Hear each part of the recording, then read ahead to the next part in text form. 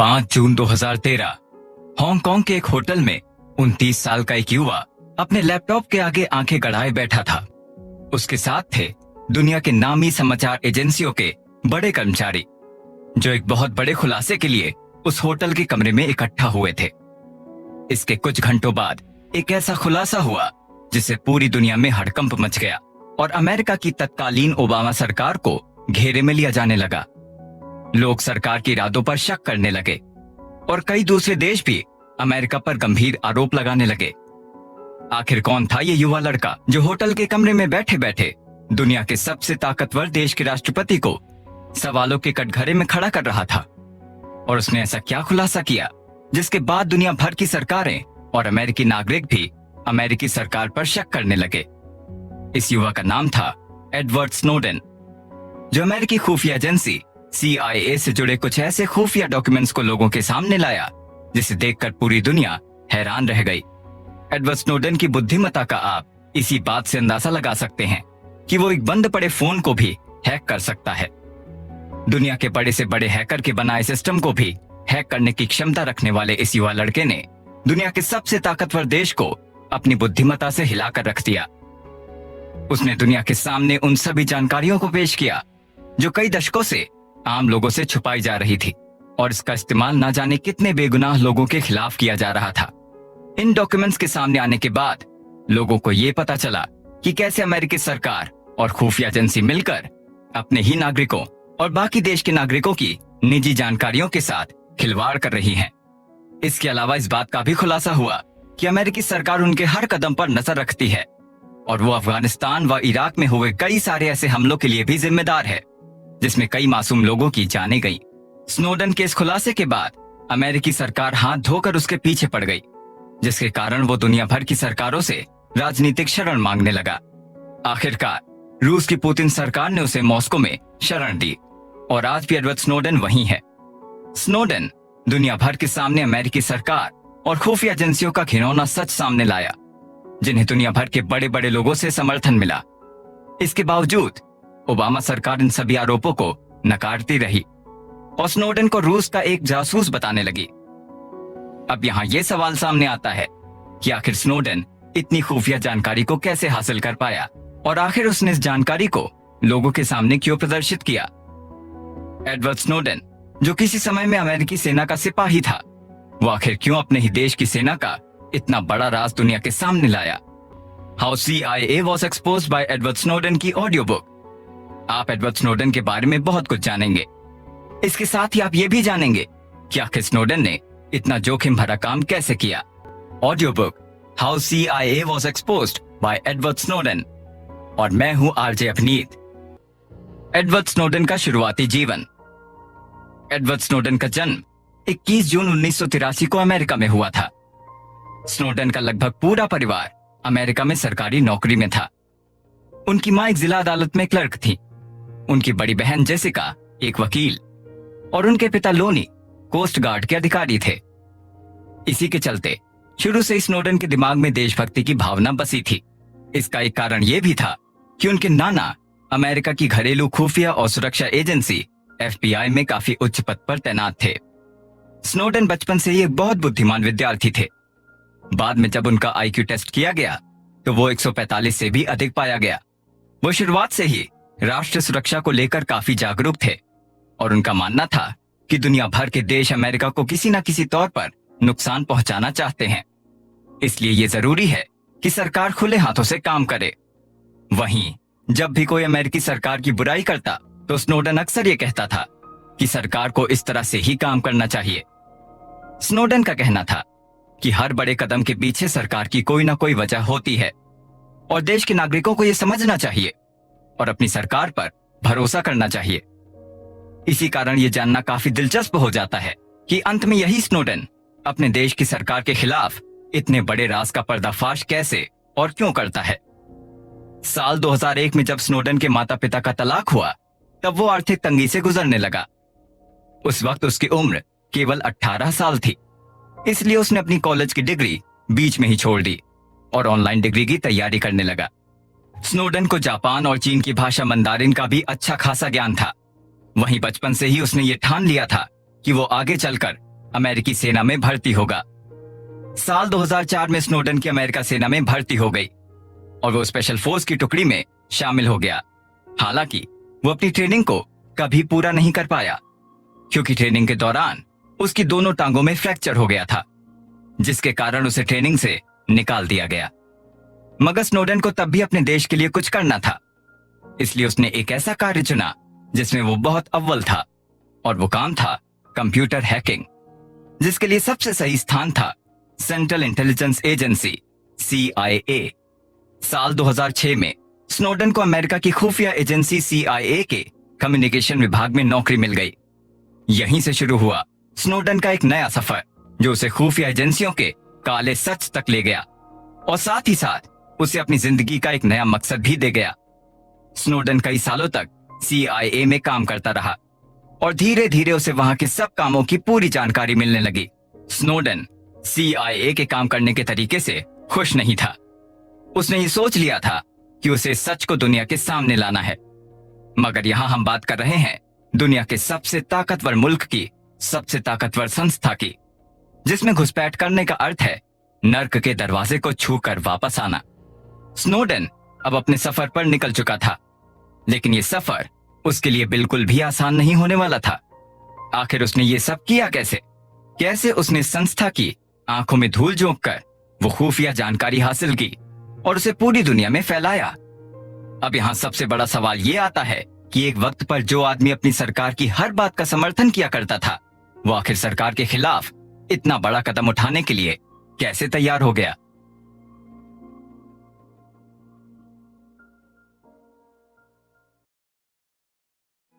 Army से निकालकर CIA की ओर रुख। अपने माता पिता के तलाक के बाद आई आर्थिक तंगी के कारण एडवर्ड स्नोडन अपने कॉलेज की फीस जमा नहीं कर पा रहा था। इसके चलते स्नोडन को कॉलेज बीच में ही छोड़ना पड़ा। लेकिन स्नोडन अब भी अपने लक्ष्य पर कायम था। उसने इस बात का पक्का निश्चय कर लिया था कि उसे अपने देश के लिए कुछ करना है, और उसे ऐसा करने का सबसे बेहतर तरीका सेना में भर्ती होना लगा। साल 2004 में एडवर्ड स्नोडन को स्पेशल फोर्स के उम्मीदवार के तौर पर अमेरिकी सेना के लिए चुना गया। स्पेशल फोर्स की ट्रेनिंग बहुत ज्यादा कड़ी होती है, इसलिए स्नोडन इसे ज्यादा समय तक झेल नहीं पाया। एक दिन चोट लगने के कारण उसके दोनों पैरों की हड्डियां टूट गईं। इसके बाद उसे करीब 3 महीने तक अस्पताल में ही भर्ती रखा गया। चोट लगने के बाद स्नोडन को सेना के लिए अयोग्य घोषित करके घर भेज दिया गया। एडवर्ड के सामने अब नई नौकरी ढूंढने की समस्या खड़ी हो गई थी। इसके बाद साल 2005 में स्नोडन ने नेशनल सिक्योरिटी एजेंसी NSA में एक सुरक्षा गार्ड की नौकरी की। इसका अर्थ ये नहीं है कि ये कोई आम नौकरी है। NSA में सुरक्षा गार्ड के लिए भी बहुत अलग अलग प्रकार की सुरक्षा जांचों से होकर गुजरना पड़ता है। इसके लिए कई सारे लाई डिटेक्टर टेस्ट देने होते हैं। उसके बाद यदि उम्मीदवार को योग्य पाया जाता है तो ही उसे वो नौकरी दी जाती है। क्योंकि ये मामला अमेरिकी राष्ट्र की सुरक्षा का था, इसलिए इसके साथ किसी भी तरह के खिलवाड़ की उम्मीद करना एक मजाक होता। मगर जल्द ही स्नोडन को यह पता चल गया था कि वो NSA जैसी संस्थाओं के दरवाजे के बाहर खड़ा होने के लिए नहीं, बल्कि उसके अंदर जाने के लिए बना था। इसके बाद उसने CIA के लिए तैयारी करनी शुरू कर दी। आखिरकार साल 2006 में एडवर्ड को CIA की ओर से नौकरी का ऑफर मिला और उसे ग्लोबल कम्युनिकेशंस डिपार्टमेंट में तैनात किया गया। स्नोडन हर दिन वर्जीनिया में स्थित CIA के हेडक्वार्टर में काम किया करता था। जिस दौरान स्नोडन अस्पताल में भर्ती था, उस वक्त उसे उसकी गर्लफ्रेंड लिंडसे मिल्स मिली। स्नोडन और लिंडसे एक दूसरे से बहुत अलग थे, लेकिन बावजूद इसके वो दोनों एक दूसरे को बहुत पसंद करने लगे थे। जब स्नोडन की CIA में नौकरी लगी तो लिंडसे भी स्नोडन के साथ ही वर्जीनिया रहने के लिए आ गई। CIA में भर्ती होते ही स्नोडन अपने तेज दिमाग के कारण अधिकारियों की नजरों में आने लगा। पहले दिन स्नोडन और उसके साथ के बाकी उम्मीदवारों को एक टेस्ट दिया गया, जिसमें उन्हें एक विशेष प्रकार का सॉफ्टवेयर बनाना था। इसके लिए उन्हें 4 घंटे दिए गए थे, लेकिन स्नोडन ने यह सॉफ्टवेयर केवल 40 मिनट में ही पूरा बना दिया। यहां से सभी अधिकारियों को यह समझ आ गया था कि स्नोडन एक बहुत ही बुद्धिमान व्यक्ति है, जिसे और आगे भेजा जाना चाहिए। स्नोडन को इससे आगे और बेहतरीन ट्रेनिंग के लिए CIA की एक खुफिया संस्था में भेजा गया, जहां उसे टेक्नोलॉजी के कई नए पहलू सिखाए गए। स्नोडन को वहां एक 5 स्टार होटल में रखा गया और उसे लगातार 6 महीने तक ट्रेनिंग दी गई। उस वक्त स्नोडन का सबसे ऊपरी अधिकारी कॉर्विन ब्रायन था। वो स्नोडन से काफी प्रभावित हो गया था, इसलिए उसने ये सोच लिया था कि CIA में स्नोडन को बहुत आगे जाना है। स्नोडन भी कॉर्विन से काफी खुलकर बातें करने लगा था और उससे CIA के बारे में गहराई से सवाल पूछने लगा था। हालांकि कॉर्विन ने कभी भी स्नोडन को किसी भी खुफिया जानकारी के बारे में नहीं बताया, मगर कॉर्विन के अंदाज से स्नोडन ये समझ रहा था कि कोई चीज तो जरूर थी जो वो छुपा रहा था। स्नोडन जिस दिन CIA में भर्ती हुआ, उसी दिन उसे ट्रेनिंग सेंटर पर एक और व्यक्ति मिला जिसका नाम हैंक था। स्नोडन और हैंक की दोस्ती काफी अच्छी हो गई थी, मगर हैंक की एक बात पर स्नोडन को संदेह नजर आया। हैंक ने उससे कहा था कि लोगों को बस उतना ही पता है जितना CIA उन्हें बताती है। अभी ऐसी बहुत सी चीजें हैं जो CIA कर रही है और लोगों को उसकी भनक तक नहीं है। स्नोडन को यह समझ नहीं आया कि आखिर उसकी बात का क्या मतलब था। उसने हैंक से ये बात पूछने की भी कोशिश की, लेकिन उसे कोई संतोषजनक जवाब नहीं मिला। एक तरफ जब स्नोडन अपनी नई नौकरी और अपनी नई गर्लफ्रेंड के साथ एक नई जिंदगी की शुरुआत कर रहा था, उसी दौरान उसके मन में CIA के उन कामों के बारे में पता लगाने की जिज्ञासा जाग उठी जो अब तक उसकी पहुंच से बाहर थी। स्नोडन अब पूरी तरह से अपने इसी काम में लग गया था। उसके दिमाग का एक हिस्सा उसे हर दिन ये याद दिलाता था कि उसे CIA के हर उस सच के बारे में जानना है जो आज तक आम लोगों की पहुंच से दूर थे। स्नोडन जब CIA में गया तो उसके सीनियर अधिकारी कॉर्विन ने उनसे कहा कि CIA एक बहुत सुलझी हुई और कानून के दायरे में काम करने वाली संस्था है। मगर जब स्नोडन ने उनसे पूछा कि कई बार वो लोगों के फोन टैप किया करते हैं, क्या ऐसा करना गलत नहीं है, तो इसके जवाब में इस अधिकारी ने बताया कि FISA नाम की एक खुफिया कोड है जो CIA को ऐसे संदिग्ध व्यक्तियों के फोन टैप करने की इजाजत देती है जो राष्ट्रीय सुरक्षा के लिए खतरा बन सकते हैं। देश की आम अदालतें ये आदेश इसलिए नहीं देती क्योंकि इससे संदिग्ध को यह पता लग जाता है कि उसका फोन टैप किया जा रहा है। स्नोडन ने कॉर्विन की बात मान ली और ये सोचने लगा कि CIA कभी भी किसी व्यक्ति का डेटा बिना किसी कारण और बिना कोर्ट की इजाजत के नहीं निकालती। चीजें कुछ महीनों तक इसी तरह चलती रहीं। स्नोडन भी अपने काम से सभी अधिकारियों को प्रभावित करता रहा। मार्च 2007 में उसे जेनीवा, स्विट्जरलैंड में स्थित CIA के हेडक्वार्टर भेज दिया गया, जहां उसकी जिम्मेदारी अलग अलग कंप्यूटर नेटवर्क की सुरक्षा करनी थी।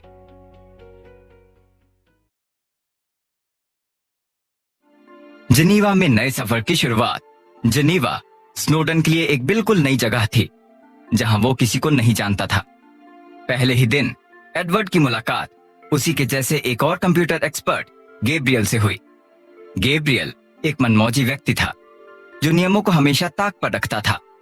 इसके अलावा वो CIA के टॉप सॉफ्टवेयर्स का एक्सेस भी रखता था। मगर गैब्रियल के होने के बाद भी स्नोडन के लिए जेनीवा में वक्त गुजारना काफी मुश्किल हो गया था। वहीं उसे धीरे धीरे CIA की सच्चाई का भी कुछ हद तक अंदाजा होने लगा था। CIA के मुख्य अधिकारी हर दिन किसी न किसी आतंकवादी संगठन से जुड़े व्यक्ति की तलाश में लगे रहते थे। स्नोडन भी इस काम में काफी दिलचस्पी रखता था क्योंकि वो यही मानता था कि देश की सच्ची सेवा यही होती है। स्नोडन के मन में आतंकवादियों के लिए काफी नफरत भरी थी।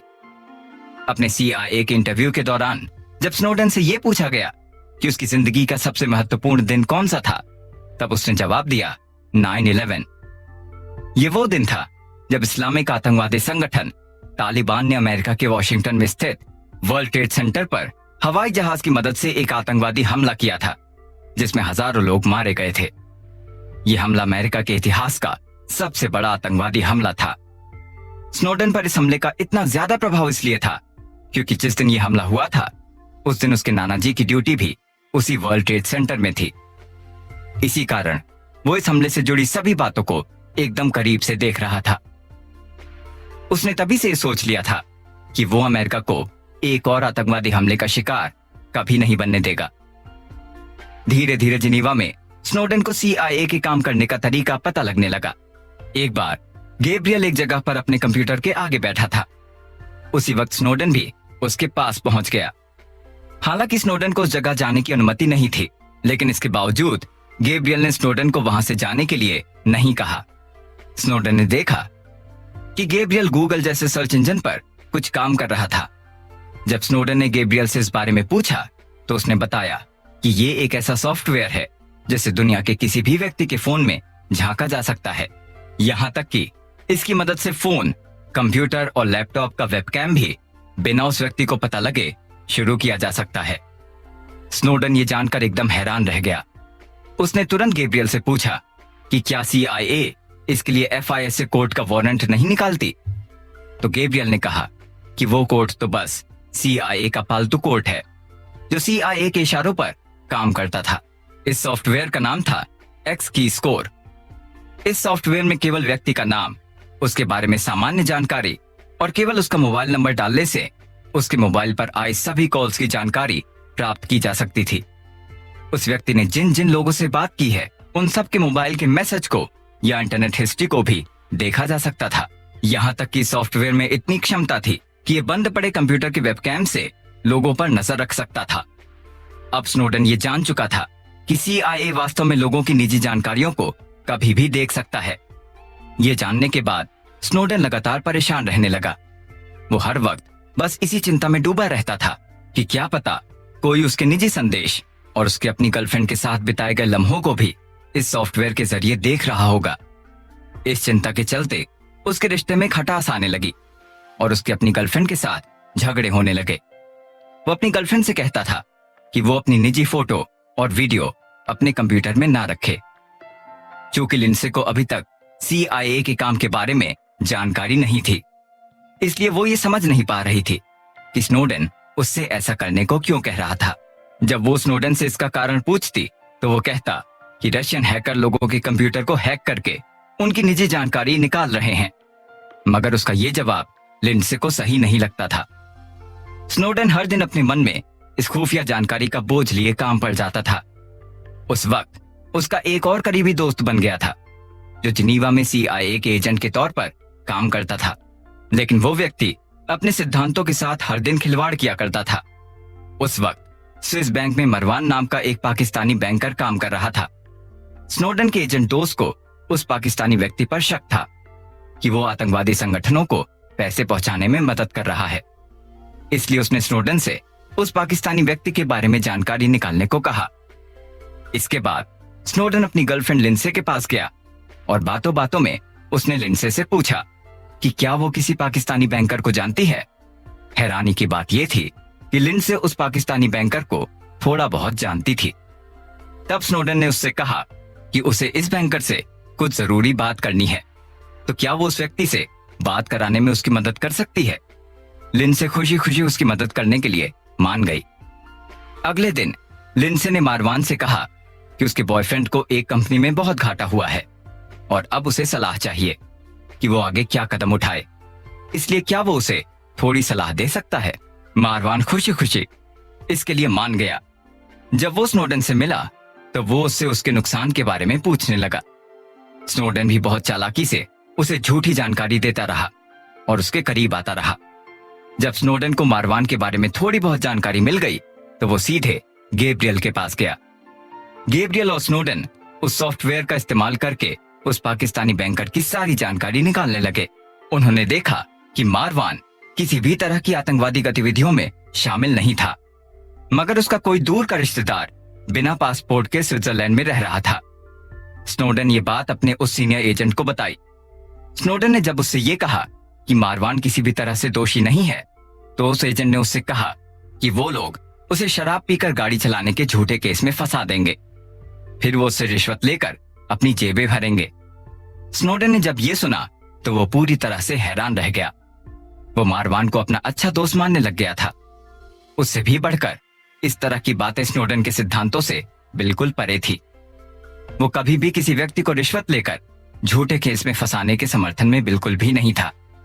स्नोडन ये जानता था कि उस पाकिस्तानी बैंकर की बेटी डिप्रेशन से गुजर रही थी और यदि उसको ये पता लगता कि उसके पिता जेल में हैं, तो शायद वो आत्महत्या कर लेती। सीनियर एजेंट इसी बात का फायदा उठाना चाह रहा था।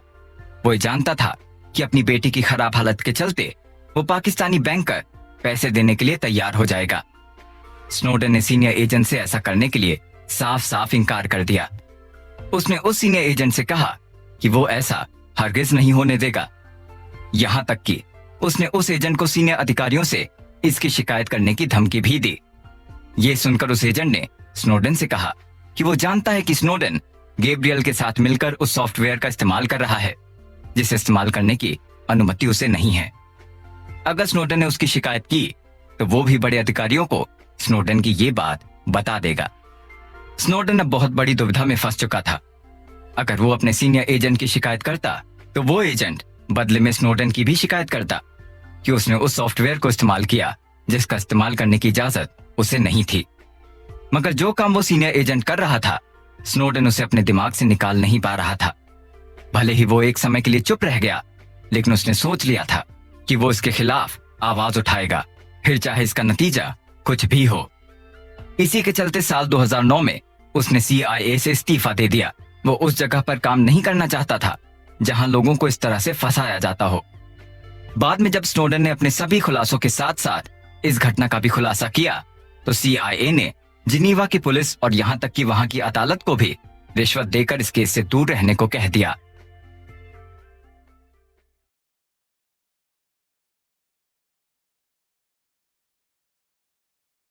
CIA से इस्तीफा और अगले कदम की तैयारी। वैचारिक मतभेदों के चलते स्नोडेन को CIA से इस्तीफा देना पड़ा। वो अब एक बार फिर बेरोजगार था, लेकिन अब उसका लक्ष्य रोजगार पाने और पैसे कमाने से बहुत आगे बढ़ चुका था। उसने मन ही मन ये ठान लिया था कि वो CIA के अधिकारियों की इन करतूतों को सबके सामने जरूर लाएगा। हालांकि अभी स्नोडेन को CIA एक संस्था के रूप में बहुत पसंद थी, मगर उसे बस ये लगता था कि ऐसे काम केवल निचले स्तर के अधिकारी रिश्वत के लिए करते थे। मगर CIA एक संस्था के रूप में अभी भी नागरिकों के हितों की रक्षा करने में प्रतिबद्ध है। दूसरी तरफ उसकी गर्लफ्रेंड के साथ भी उसका रिश्ता काफी नाजुक होता जा रहा था। उन दोनों के बीच हर दिन इस बात को लेकर झगड़े होते थे कि स्नोडेन अब उसके साथ बहुत कम समय बिताता था।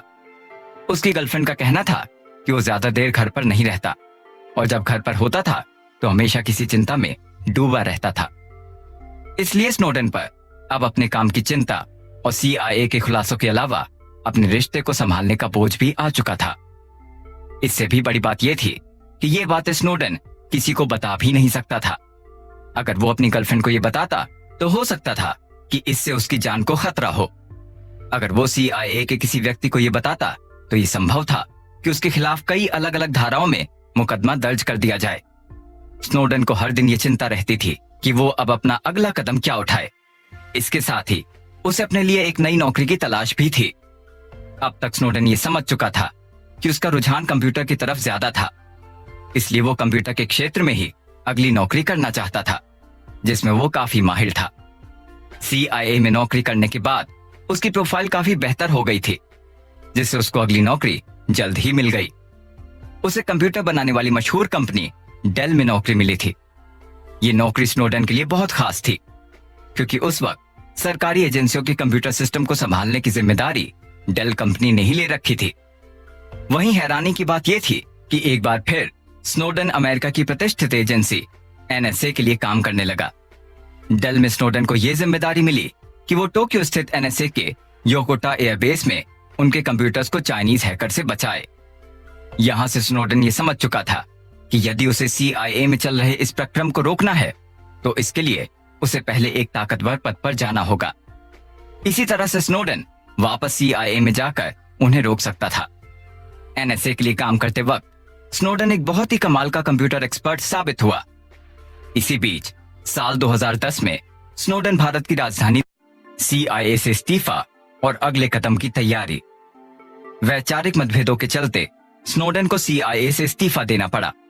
वो अब एक बार फिर बेरोजगार था, लेकिन अब उसका लक्ष्य रोजगार पाने और पैसे कमाने से बहुत आगे बढ़ चुका था। उसने मन ही मन ये ठान लिया था कि वो CIA के अधिकारियों की इन करतूतों को सबके सामने जरूर लाएगा। हालांकि अभी स्नोडेन को CIA एक संस्था के रूप में बहुत पसंद थी, मगर उसे बस ये लगता था कि ऐसे काम केवल निचले स्तर के अधिकारी रिश्वत के लिए करते थे। मगर CIA एक संस्था के रूप में अभी भी नागरिकों के हितों की रक्षा करने में प्रतिबद्ध है। दूसरी तरफ उसकी गर्लफ्रेंड के साथ भी उसका रिश्ता काफी नाजुक होता जा रहा था। उन दोनों के बीच हर दिन इस बात को लेकर झगड़े होते थे कि स्नोडेन अब उसके साथ बहुत कम समय बिताता था। उसकी गर्लफ्रेंड का कहना था कि वो ज्यादा देर घर पर नहीं रहता, और जब घर पर होता था तो हमेशा किसी चिंता में डूबा रहता था। इसलिए स्नोडेन पर अब अपने काम की चिंता और CIA के खुलासों के अलावा अपने रिश्ते को संभालने का बोझ भी आ चुका था। इससे भी बड़ी बात यह थी कि ये बात स्नोडेन किसी को बता भी नहीं सकता था। अगर वो अपनी गर्लफ्रेंड को ये बताता तो हो सकता था कि इससे उसकी जान को खतरा हो। अगर वो CIA के किसी व्यक्ति को ये बताता तो ये संभव था कि उसके खिलाफ कई अलग अलग धाराओं में मुकदमा दर्ज कर दिया जाए। स्नोडेन को हर दिन ये चिंता रहती थी कि वो अब अपना अगला कदम क्या उठाए। इसके साथ ही उसे अपने लिए एक नई नौकरी की तलाश भी थी। अब तक स्नोडेन ये समझ चुका था कि उसका रुझान कंप्यूटर की तरफ ज्यादा था, इसलिए वो कंप्यूटर के क्षेत्र में ही अगली नौकरी करना चाहता था, जिसमें वो काफी माहिर था। CIA में नौकरी करने के बाद उसकी प्रोफाइल काफी बेहतर हो गई थी, जिससे उसको अगली नौकरी जल्द ही मिल गई। उसे कंप्यूटर बनाने वाली मशहूर कंपनी डेल में नौकरी मिली थी। ये नौकरी स्नोडेन के लिए बहुत खास थी, क्योंकि उस वक्त सरकारी एजेंसियों के कंप्यूटर सिस्टम को संभालने की जिम्मेदारी डेल कंपनी ने ही ले रखी थी। वहीं हैरानी की बात यह थी कि एक बार फिर स्नोडेन अमेरिका की प्रतिष्ठित एजेंसी NSA के लिए काम करने लगा। डेल में स्नोडेन को यह जिम्मेदारी मिली कि वो टोक्यो स्थित NSA के योकोटा एयरबेस में उनके कंप्यूटर्स को चाइनीज हैकर से बचाए। यहां से स्नोडेन ये समझ चुका था कि यदि उसे CIA में चल रहे इस प्रक्रम को रोकना है तो इसके लिए उसे पहले एक ताकतवर पद पर जाना होगा। इसी तरह से स्नोडेन वापस CIA में जाकर उन्हें रोक सकता था। NSA के लिए काम करते वक्त स्नोडेन एक बहुत ही कमाल का कंप्यूटर एक्सपर्ट साबित हुआ। इसी बीच साल 2010 में स्नोडेन भारत की राजधानी दिल्ली आया, जहां उसने एक IT कॉलेज से जावा प्रोग्राम और एथिकल हैकिंग के बहुत ही शानदार तरीके सीखे। जब NSA में स्नोडेन को नौकरी मिली तो वो तभी समझ गया था कि यही उसका अगला कदम था, जिसके जरिए वो CIA का पर्दाफाश करने वाला था।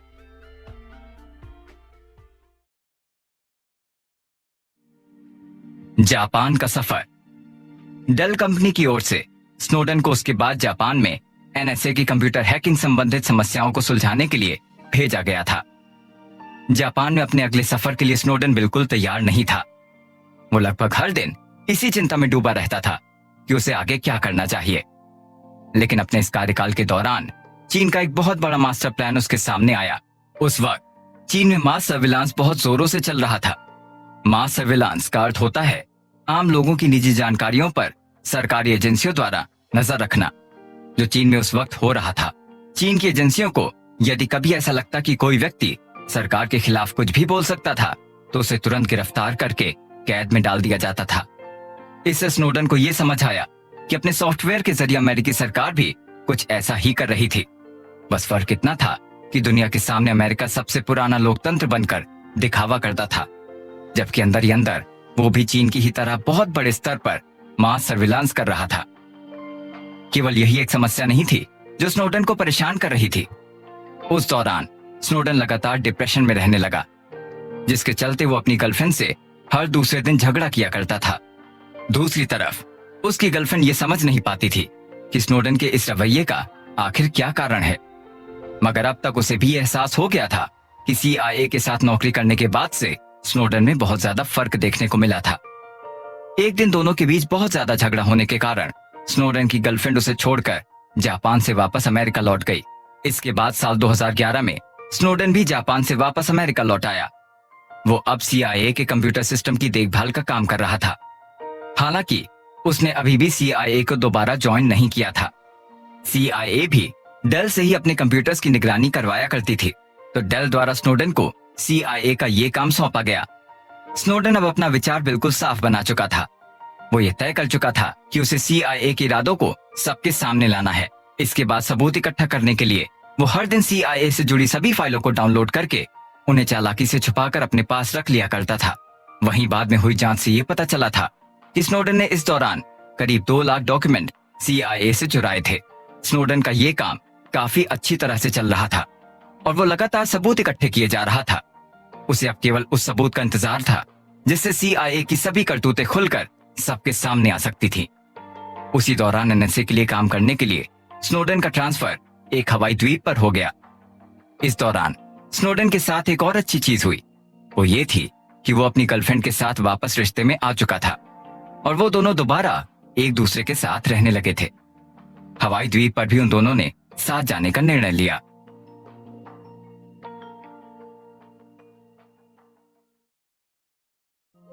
एनएसए में काम।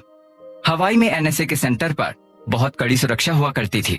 वहीं हर छोटी से छोटी चीज की बहुत गहराई से तलाशी ली जाती थी। क्योंकि वो सेना का अड्डा था, इसलिए वहां किसी भी तरह की लापरवाही की कोई गुंजाइश नहीं थी। स्नोडेन को वहां लीड टेक्नोलॉजिस्ट के तौर पर रखा गया। वो अब हर वक्त और अधिक सबूत जमा करने में लगा रहता था। उसे पता लगा कि CIA की ही तरह अमेरिकी सेना भी कई प्रकार के सॉफ्टवेयर इस्तेमाल करती थी जो लोगों की निजी जानकारियों पर नजर रखती थी। वहां हर वक्त कर्मचारियों पर कड़ी निगरानी रखी जाती थी। इसलिए स्नोडेन के लिए अब CIA के खिलाफ और अधिक सबूत जुटाना बहुत मुश्किल हो गया था। हर जगह लगे कैमरे और माइक कर्मचारियों की बातें और हलचल को रिकॉर्ड करते थे।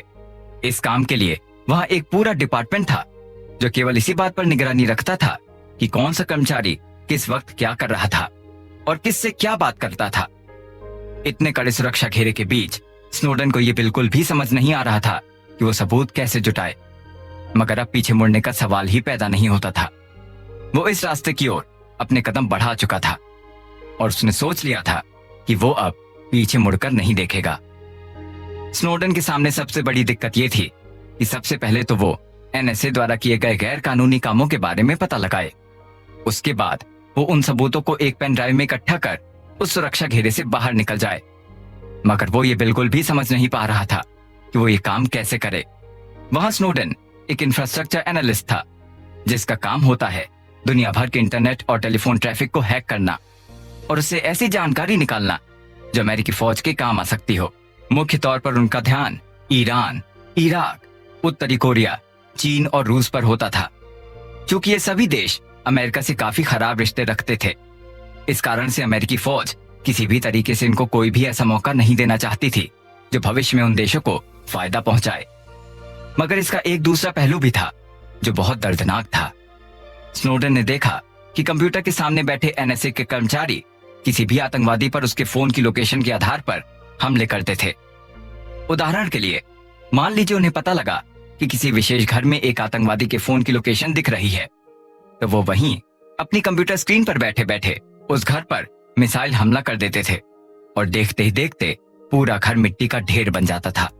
इसका दूसरा पहलू यह था कि यदि किसी आतंकवादी ने अपना फोन किसी घर में जानबूझकर छोड़ा हो तो क्या तब भी ये लोग उस घर में रहने वाले मासूम लोगों को भी मार देंगे? स्नोडेन ने जब ये सवाल वहां काम करने वालों से पूछा तो उन्होंने बताया कि इतनी बड़ी जंग में कुछ लोगों को तो कुर्बानी देनी ही पड़ती है। इसके साथ ही उन्होंने ये भी कहा कि 100 में से 90 बार मोबाइल की लोकेशन के आधार पर आतंकवादियों को मारना सही होता था। यानी जिस भी आतंकवादी को सेना मारना चाहती थी वही मारा जाता था। स्नोडेन ये सुनकर बहुत हैरान हुआ। वो सोचने लगा कि एक इंसान की जान को यहाँ प्रतिशत और अंकों में तोला जा रहा था। वो लोग ये नहीं सोच रहे थे कि जो 10% गलत हमले होते थे उसमें कितने मासूम लोग मारे जाते थे। वहीं दुख की बात यह थी कि ना किसी कर्मचारी, अधिकारी और ना ही अमेरिकी सरकार को इस बात का कोई अफसोस था। वो केवल आतंकवादियों के साथ साथ मासूम जनता का भी सफाया करने में लगे हुए थे। स्नोडेन को यह पता चला कि एक बार किसी घर में एक आतंकवादी के फोन की लोकेशन बताई जा रही थी। ये जानकारी पता चलते ही एनएसए द्वारा उस घर पर मिसाइल से हमला कर दिया गया। मगर बाद में जब सैटेलाइट इमेज आई तो उसमें उस घर में किसी का एक बहुत छोटा शव नजर आया। इसके बाद जब एनएसए की टीम ने अफगानिस्तान में मौजूद अमेरिकी सैनिकों से उस शव के बारे में पूछा तो उन्होंने एनएसए को बताया कि वो शव एक कुत्ते का है। मगर अफगानिस्तान में मौजूद अमेरिकी सैनिकों ने एनएसए को उस शव के बारे में गलत जानकारी दी थी। असल में वो शव एक 5 साल के बच्चे का था जो बस खेल कूद करते हुए अपने घर से बाहर आया था। वहीं अगले दिन जब उस बच्चे के शव को दफनाने के लिए उसके घर वाले और रिश्तेदार उस जगह इकट्ठे हुए तो एक बार फिर सेना ने वहां मिसाइल गिरा दी। उनका मानना था कि वो लोग एक आतंकवादी के मरने पर दुख जता रहे थे, जिससे यह संभव था कि भविष्य में इनमें से भी कोई आतंकवाद का रास्ता अपना सकता था। इसलिए सेना ने उन सबको पहले ही मार देना बेहतर समझा। उस वक्त उस मिसाइल के गिरने से करीब 50 से भी अधिक लोग मारे गए थे। स्नोडेन के लिए इन सब घटनाओं से नजरें मोड़ लेना संभव नहीं था, एक दिन स्नोडन को अपने पुराने चीफ का फोन आया और उन्होंने उससे कहा कि उसे स्नोडन के बारे में सब पता है, कि वो कब और किससे मिलने जाता है, इसके साथ ही किस चीज पर काम कर रहा था और उसके दिमाग में क्या चल रहा था। उसका चीफ ये सब जानता था। स्नोडन अपने पुराने चीफ की ये बात सुनकर बिल्कुल हैरान रह गया। उसे ये समझ नहीं आ रहा था कि आखिर उसके पुराने चीफ को ये सब कैसे पता चला। मगर कुछ ही देर में उसको ये सब समझ आने लगा कि उसका फोन भी लगातार टैप किया जा रहा था और उस पर कड़ी नजर रखी जा रही थी। स्नोडन के चीफ ने उससे पूछा कि क्या उसने कभी किसी ऐसे सॉफ्टवेयर का इस्तेमाल किया था जिसका इस्तेमाल करने की उसे अनुमति नहीं थी। स्नोडन को पता था कि अब वो उससे झूठ नहीं बोल सकता, लेकिन उसे अपने चीफ को उस सॉफ्टवेयर का इस्तेमाल करने का वास्तविक कारण भी नहीं बताना था।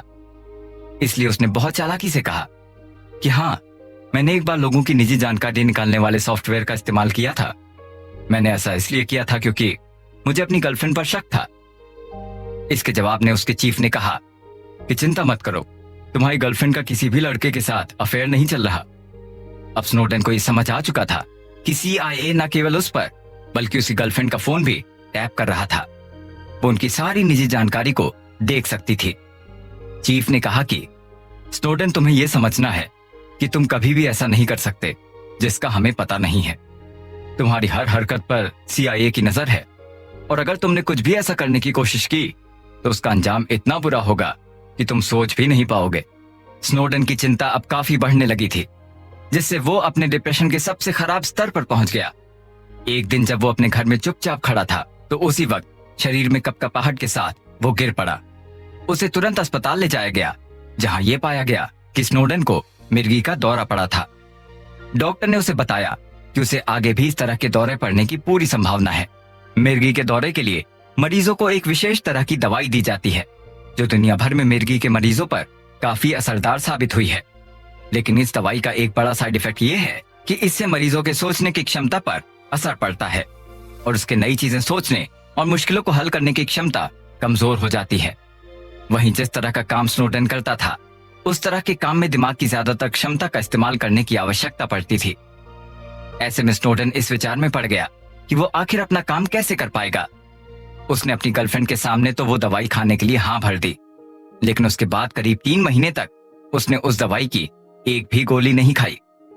इसका नतीजा ये हुआ कि 3 महीने बाद स्नोडन को एक और मिर्गी का दौरा पड़ा। जब लिंडसे ने स्नोडन से ये पूछा कि उसे दवाई खाने के बाद भी ये दौरा कैसे आया, तो स्नोडन ने उसे सच बताया। उसने अपनी गर्लफ्रेंड को बताया कि वो पिछले 3 महीने से दवाई लेना बंद कर चुका था। ये सुनकर लिंडसे बहुत नाराज हुई और उसने एक बार फिर स्नोडन को छोड़कर जाने का निर्णय ले लिया था। लेकिन इस बार स्नोडन ने उसे एक शांत जगह पर ले जाकर समझाया कि कैसे उसे उसके लिए अपने दिमाग का पूरा इस्तेमाल करना इस पूरी दुनिया के भले के लिए आवश्यक है। लिंडसे ये समझ नहीं पा रही थी कि आखिर स्नोडन कहना क्या चाह रहा था, इसलिए उसने स्नोडन से इन सब बातों को उसे विस्तार से समझाने के लिए कहा। स्नोडन भी ये समझ गया था कि अब सही वक्त आ चुका है जब वो अपनी गर्लफ्रेंड को सभी बातें सच सच बता दे। इसके साथ ही वो अपनी गर्लफ्रेंड को अपनी आगे की योजना के बारे में भी बता दे। उसने लिंडसे को बताया कि वो CIA के बारे में कुछ ऐसे राज जानता था जो दुनिया में कोई और आम आदमी नहीं जानता। उसने लिंडसे को बताया कि वो ये समझ गया है कि CIA जो भी कर रही है वो लोगों के सामने आना चाहिए। अंत में लोगों को ही ये निर्णय लेना है कि जो कुछ भी CIA कर रही थी वो गलत है या सही। लिंडसे को जब ये पता चला तो वो भी स्नोडन की तरह बिल्कुल हैरान रह गई। हालांकि वो पहले से ही सरकारों पर संदेह किया करती थी, लेकिन उसने कभी ये नहीं सोचा था कि उसकी देश की सेना अपने ही नागरिकों की निजी जानकारियों पर इस तरह से नजर रख रही थी। अब लिंडसे भी स्नोडन के साथ इस मिशन में जुड़ गई थी। सही मायनों में स्नोडन की परीक्षा यहीं से शुरू हुई, जब उसे कड़ी सुरक्षा घेरे से जानकारी चुरानी थी। कई महीनों तक वो इसकी योजना बनाने में लगा रहा। उसी दौरान उसे एक अहम जानकारी मिली।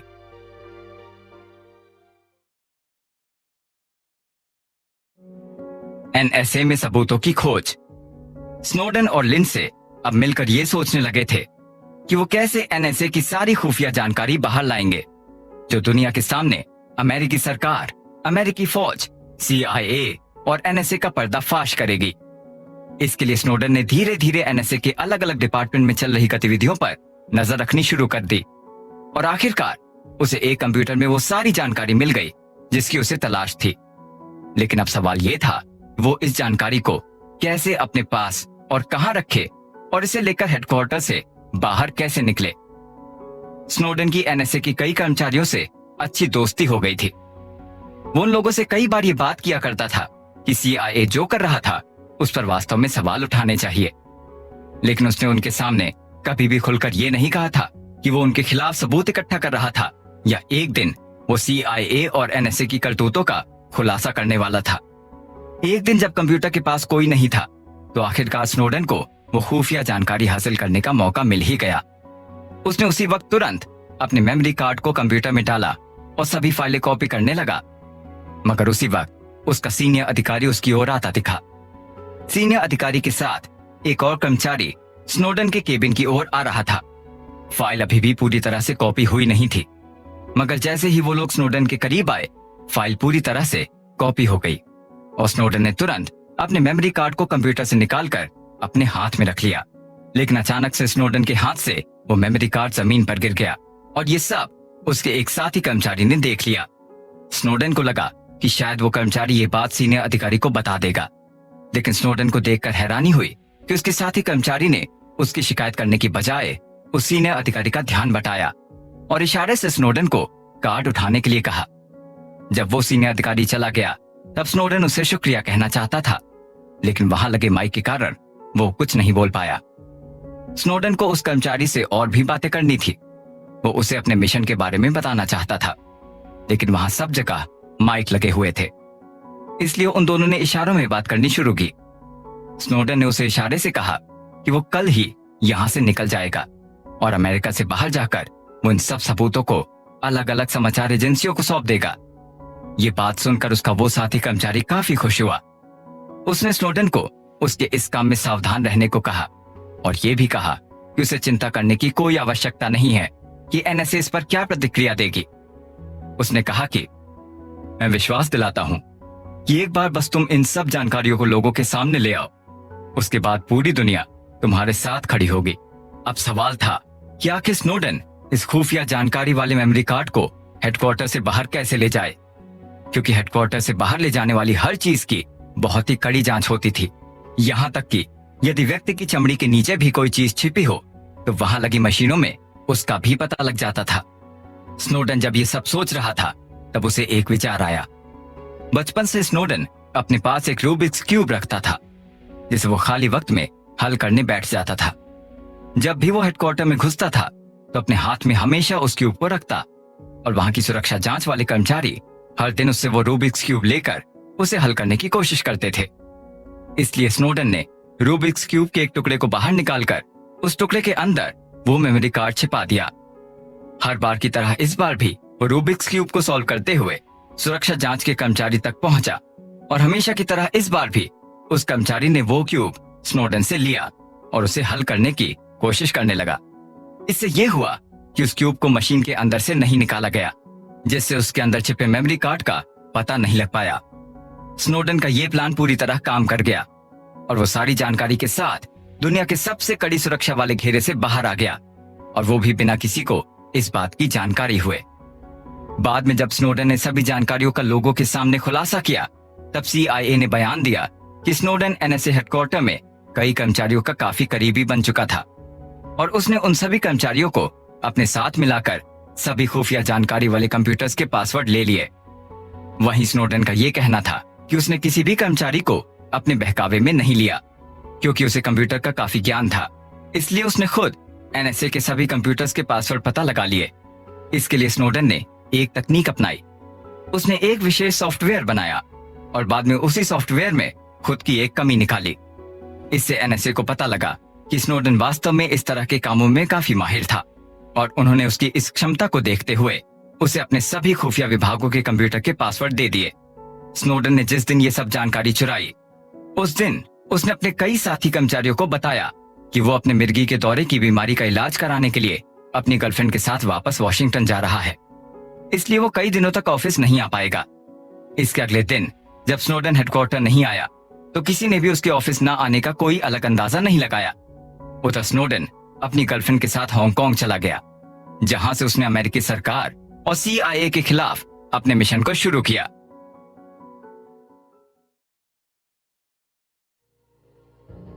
हांगकांग में मिशन की शुरुआत। 20 मई 2013 को स्नोडन हांगकांग गया और एनएसए की नौकरी छोड़ दी। वो हांगकांग में एक बड़े 5 स्टार होटल में रुका जिसका नाम था द मीरा। यहां आने के बाद अब बारी थी अपने मिशन के सबसे मुख्य पड़ाव को अंजाम देने की। हांगकांग पहुंचने के बाद स्नोडन ने अलग अलग समाचार एजेंसियों के पत्रकारों को यह संदेश भेजा कि उसके पास बहुत ही खुफिया जानकारी है जो पूरे अमेरिका को और यहां तक कि पूरी दुनिया को हिलाकर रख देगी। इन पत्रकारों में द गार्जियन के ग्लेन ग्रीनवॉल्ट, द वॉशिंगटन पोस्ट के बार्टन गिलमैन और द गार्जियन के ही एक और वरिष्ठ पत्रकार इवैन मैकस्किल शामिल थे। इन सब के अलावा स्नोडन ने लॉरा पोइट्रस नाम की एक फिल्म निर्माता को भी बुलाया ताकि वो ये रिकॉर्ड कर सके कि स्नोडन ने ही ये सब जानकारी पत्रकारों को दी थी। एक एक करके सभी पत्रकार स्नोडन के कमरे में आने लगे और एक ही बात सोचने लगे कि आखिर इस जानकारी को लोगों के सामने कैसे लाया जाए। उन लोगों को इस जानकारी को इस तरह से लोगों के सामने लाना था जिससे से ज्यादा लोग इसको देख पाएं, क्योंकि यदि ज्यादा लोगों ने इसे नहीं देखा तो इससे पहले कि CIA और NSA पर सवाल उठना शुरू हो, CIA और NSA मिलकर इस जानकारी को लोगों के सामने लाने वाले हर एक व्यक्ति को गिरफ्तार करने में बिल्कुल देर नहीं करेंगे। इसी के चलते स्नोडन ने पहले से ही सभी पत्रकारों को इस काम में आने वाले जोखिम के बारे में आगाह कर दिया था। 4 जून को सभी पत्रकार रात भर इसी बारे में विचार करते रहे कि कैसे वो इस जानकारी को लोगों के सामने लाएंगे। इनमें से कुछ का मानना था कि उन्हें इस जानकारी को एक निजी वेबसाइट पर रिलीज कर देना चाहिए। वहीं स्नोडन और कुछ पत्रकारों का ये मानना था कि इस जानकारी को टीवी और न्यूज़पेपर के जरिए लोगों तक पहुंचाना चाहिए। स्नोडन पर इस बात का सबसे ज्यादा दबाव था कि वो जल्द से जल्द इस जानकारी को लोगों के सामने ले आए, क्योंकि CIA के जासूस हांगकांग में भी मौजूद थे। स्नोडन को पूरा अंदाजा था कि यदि उसने जल्दी ही इस जानकारी का खुलासा नहीं किया तो CIA के एजेंट उसे पकड़ लेंगे और उसके बाद उसका CIA के चंगुल से निकल पाना लगभग नामुमकिन हो जाएगा। मगर अमेरिका में जिस न्यूज चैनल पर वो इस जानकारी को प्रसारित करने की योजना बना रहे थे, उस न्यूज चैनल का सीनियर एडिटर उस वक्त अमेरिका में नहीं था। वो एडिटर उस वक्त फ्लाइट में था और उसके अमेरिका तक पहुंचने में कई घंटे बाकी थे। अब स्नोडन को यह सोचना था कि उसे इस एडिटर के आने का इंतजार करना चाहिए या इस जानकारी को किसी वेबसाइट पर लॉन्च कर देना चाहिए। स्नोडन जानता था कि कुछ साल पहले विकीलीक नाम की एक वेबसाइट ने भी सरकार के खिलाफ कई सारे खुफिया डॉक्यूमेंट जारी किए थे। कंक्लूजन, स्नोडन अब इस तरह के खुफिया मिशन से दूर हो चुका है, लेकिन उसने आने वाली नई पीढ़ी से उम्मीद जताई है कि वो इस तरह के कदम उठाने से बिल्कुल भी नहीं घबराएगी। वहीं आज भी लोगों में इस बात को लेकर विवाद होता है कि वास्तव में स्नोडन एक रूसी जासूस है या नहीं। लोगों का मानना है कि स्नोडन कम से कम अमेरिकी सरकार की उनके देश में रहकर बुराई तो कर पाता था, मगर रूस जहां वो फिलहाल रह रहा है वहां पर पुतिन के खिलाफ एक शब्द भी बोलना अपनी मौत को न्योता देने जैसा है। तो आखिर क्यों स्नोडन को रूस की सरकार से कोई समस्या नहीं है और वो वहां बिना किसी परेशानी के रह रहा है? इसका एक बड़ा कारण शायद ये हो सकता है कि रूस ने कभी भी स्नोडन को उनके देश में नागरिकता नहीं दी। इसके चलते रूस स्नोडन को उनके देश के मामलों में दखल अंदाजी करने से दूर रखता है। स्नोडन केवल एक राजनीतिक शरणार्थी की तरह वहां रह रहा है। रूस के लिए स्नोडन काफी जरूरी है क्योंकि वो एक ऐसा व्यक्ति था जो दुनिया की सबसे बड़ी खुफिया एजेंसी की जानकारी दुनिया के सामने लाया था। इस तरह की जानकारी हासिल करने के लिए रूस ने शीत युद्ध के दौरान अरबों खरबों रुपए खर्च किए थे, लेकिन स्नोडन बिना कोई रुपए खर्च किए इस जानकारी को दुनिया के सामने लेकर आया था। यही बात स्नोडन को रूस के लिए काफी जरूरी बनाती है। स्नोडन के लिए सफर बहुत ही परेशानी भरा रहा था। आज वो एक अनजान देश में, जो उसके देश का एक दुश्मन देश है, एक शरणार्थी के तौर पर रह रहा था। उसे वहां एक आम नागरिक जितने अधिकार नहीं है। ये सब स्नोडन ने केवल लोगों को यह बताने के लिए किया था कि सरकारों पर विश्वास करना बिल्कुल खतरे से खाली नहीं है। स्नोडन की बातों पर आज भी दुनिया का एक बहुत बड़ा भाग विश्वास नहीं करता।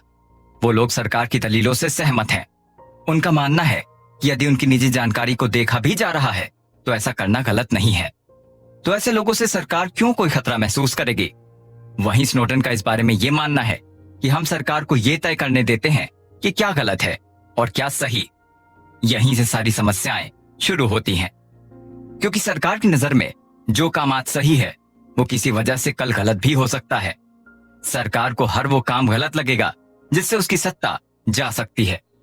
इसलिए हमें इन सरकार को कभी भी ऐसी कोई भी जानकारी नहीं देनी चाहिए जिससे वो हमारे विचारों को जानकर उन्हें प्रभावित कर सके।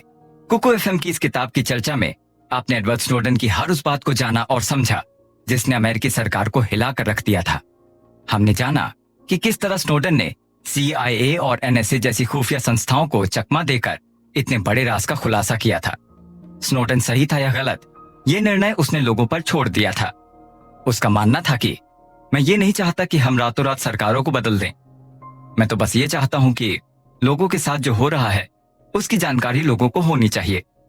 लोगों को ये जानने का अधिकार है कि उनके ऊपर कौन निगरानी रख रहा है और उनकी जानकारियों को कौन चुरा रहा है। अगर इसके बावजूद भी लोग इस पर कोई आपत्ति नहीं जताते तो मैं इस मामले पर कुछ भी नहीं बोलूंगा, क्योंकि अगर लोग इससे सहमत हैं तो मुझे उनकी सहमति से कोई ऐतराज नहीं है। तो स्नोडन सही है या गलत, ये बात आपको तय करनी है। आपको ये तय करना है कि किसी भी सरकार द्वारा यदि उनके नागरिकों पर निगरानी रखी जाती है और उनकी निजी जानकारियों को चुराया जाता है तो क्या सरकार की इसके प्रति कोई जवाबदेही बनती है या नहीं। ऐसी ही और भी बेहतरीन ओरिजिनल्स के लिए